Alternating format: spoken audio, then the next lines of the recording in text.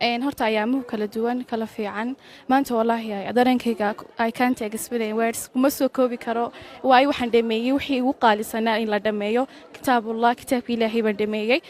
awalan waxaan u mahad celinay Allah subhanahu wa ta'ala ii qoray maanta inaan soo khatimo quraanka kariimka ahaa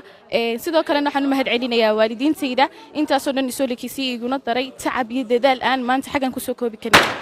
sidoo kalena waxaan u mahad celinayaa macallimiintayda sharaftii qaayaha leh mareyka sunuura quraan siiba macallinkayga xamse maxamuud xaashi guuleed waxa leeyahay macallin tacabka ma khasaaro sida aad igu soo dadaashay igu hagar baxday adan ku raado bishii 8 waxaan mariyay naxli